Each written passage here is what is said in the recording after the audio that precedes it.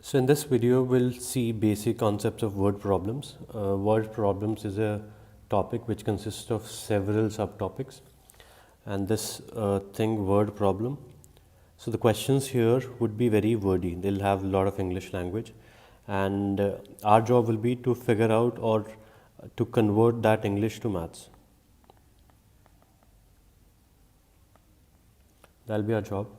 So we need to be very focused in terms of understanding the question, and if the language of the question is a little tricky, we need to be very slow in reading the question. So that is the basic point here. Let's start with overlapping sets. Let's take a simple situation. There is a room which consists of total 20 people. Okay, some of them play tennis, some of them play football. Okay.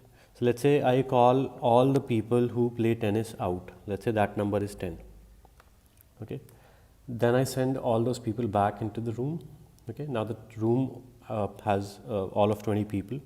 Now I call all the people out who play football. Let's say that number is 13. Okay. So 10 people play tennis, 13 people play football. This count is 23, which is more than the total number of people in the room. How is that possible? That is possible only if some people are there who play both tennis and football. Okay, so this is the overlapping thing we are talking about. Okay, this is the overlap we are talking about. Hence the name overlapping sets. Now, this example that we took, there are two categories. Okay, so people playing tennis, people playing football. We are concerned with only these two categories. So we solve these kind of questions. These kind of questions means questions having just two categories through a matrix method. 3 horizontal line, 3 vertical lines. Okay. So two categories, tennis and football. So people playing tennis, people not playing tennis, people playing football, people not playing football. Okay. There is no any other type of person sitting in that room. They either play tennis or they don't play tennis. They either play football or they don't play football. So we are just concerned with only these things and nothing else.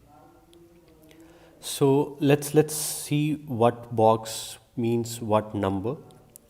So if I say 10 people play tennis, that means this is this number. Okay. So when I say 10 people play tennis, that means total 10 people play tennis. 13 people play football, that means total 13 people play football. Okay, and there are total 20 people in this room. So 10 plus 10 is equal to 20.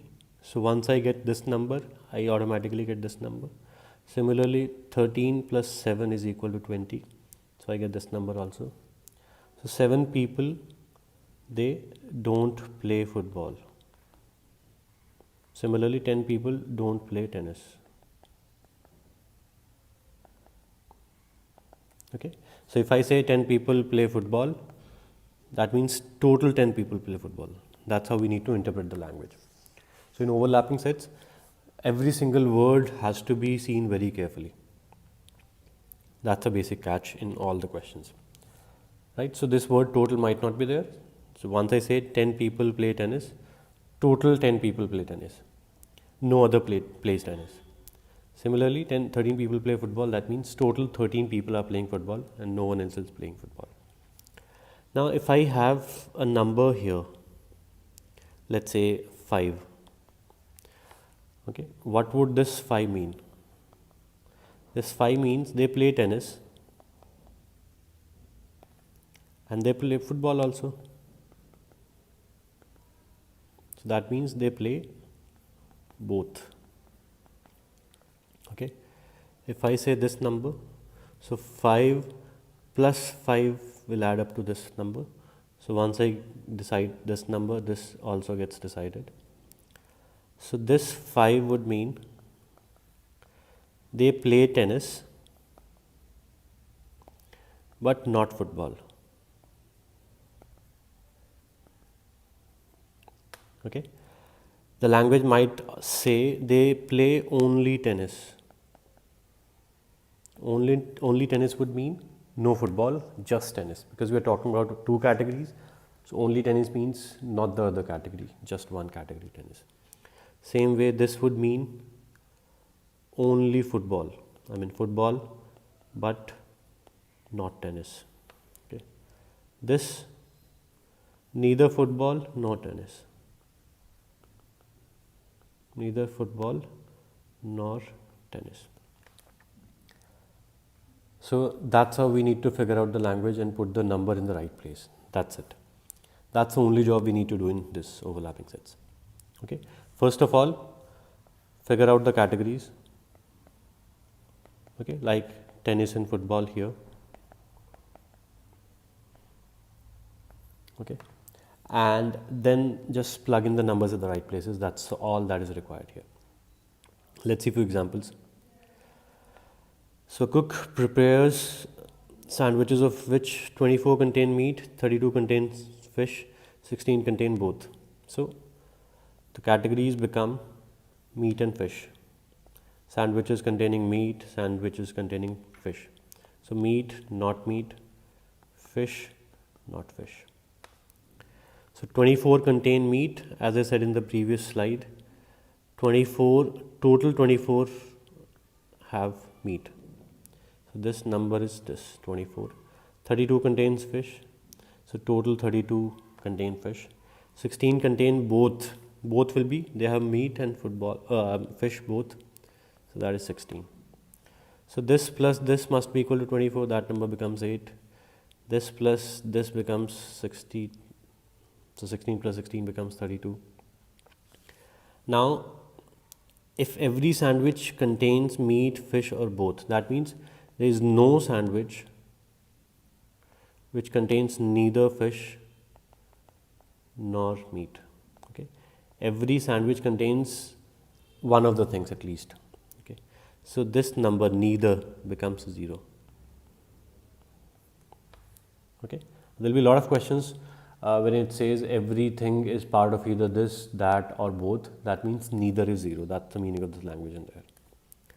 So 16 plus 0, 16, 24 plus 16, 40, 8 plus 0, 8, 32 plus 8, 40. 40 is the total number of sandwiches that we have. That's our answer. Let's take another example. 3 horizontal, 3 vertical lines. Shirts, neckties. So shirts, not shirts. Neckties, not neckties. Of the 200 customers, so the total number of customers is 200. This number is grand total. 120 purchase shirts. So it doesn't say only shirts. It says shirts, that means this is total 120. 100 neckties, again this number is 100. So when I say this is 120, this is 200, this becomes 80, they must add up to 200, and this is 100, they must add up to 200. 40 purchase both, so this is both. So 40 plus 60 is 100, 40 plus 80 is 120, 60 plus 20 is 80, and 80 plus 20 is 100. What do we need? How many purchase neither dress shirts or nor neckties? So this is neither. That's our answer, 20.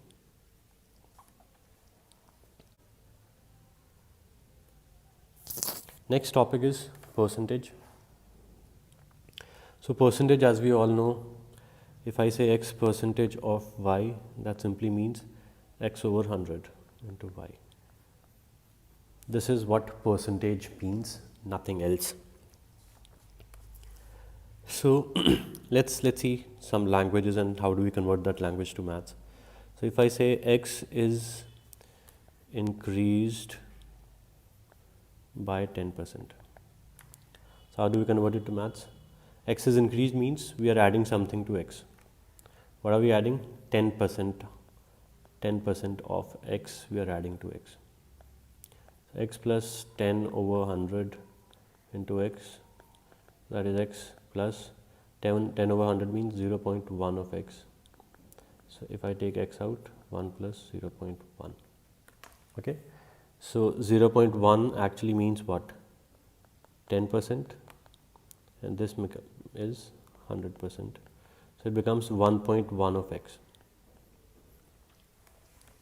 Okay, so 1.1 means something has been increased by 10%. So this 0.1 actually is 10%. Okay, so if I say 1.2x, that means x has been increased by 20%.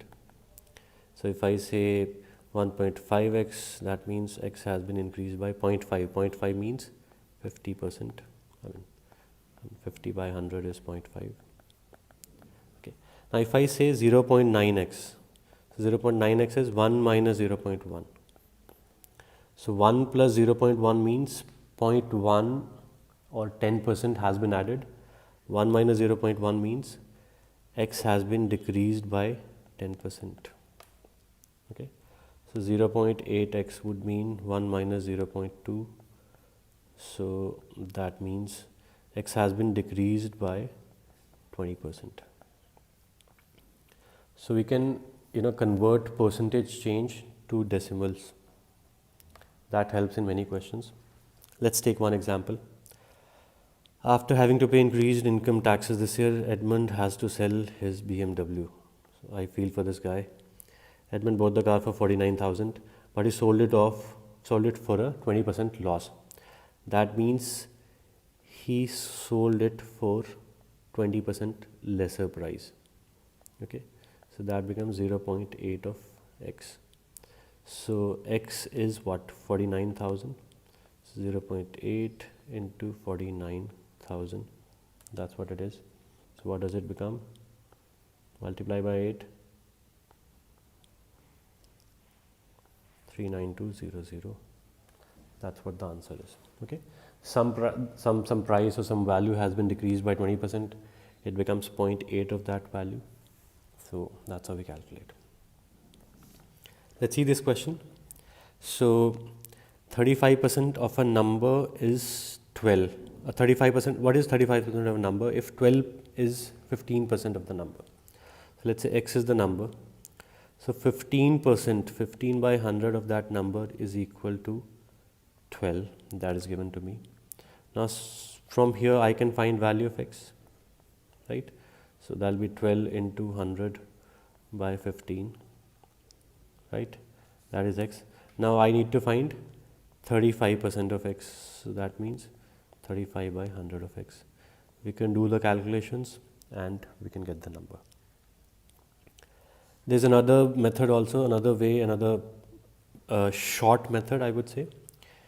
15% of something is 12.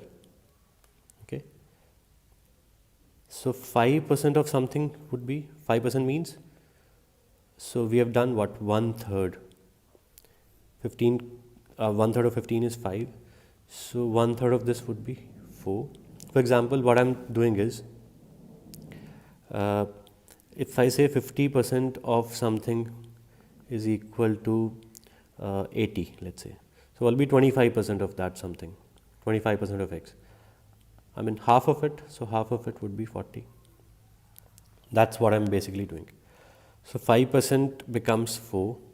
Now what I need is 35%. That means 7 times. So 7 times of 4 would be 28. So that's our answer. So this needs far lesser calculations and we can actually visualize this thing easily. Okay, 15% of something is 12. 5%, that means 1/3 would be 4. 35% means 7 times 5%. So 28. Let's see another question. 12% chromium, while in another alloy it is 8%. Okay, 15 kg of the first alloy. So 15 kg, there is 12% chromium in that. So that becomes 1.8 kg chromium. And 35 kg of the second. So 35 kg has 8%. So that becomes 2.8 okay, kg of chromium. Okay, now total chromium becomes 4.6. And so question is, find the percentage of chromium in the new alloy. So two alloys have been mixed. So total weight is what? 50. So 4.6 out of 50 is what percentage? That is actually 9.2% if you calculate. That is our answer. Okay. Now one more thing here. There will be another video of weighted average that I will be sharing with this. Try this particular question with that concept also. Okay. So I've taken 2-3 examples also in that video of weighted average. So just try this question, this particular question with weighted average. Okay. What happens in weighted averages? I'll give you a brief idea. Two small groups or things are mixed or added to make a bigger thing. Okay, it could be two mixtures getting added to make a bigger thing. So that's what is happening here. One alloy, 15 kg of one alloy is getting mixed with 35 kg of another alloy. So that's a perfect weighted average example. So after watching that video, attempt this question again with that yourself. You'll get a better hang of weighted average. Let's see ratios. Ratios, actually there is not much concept in ratios. If I say A by B is a ratio and there is nothing conceptual about it, we can just see one thing. If I increase the numerator, okay, the value of the ratio would increase. Okay, and if I increase the denominator,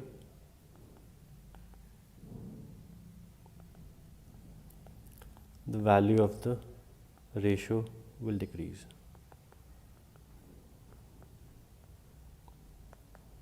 That's what it is.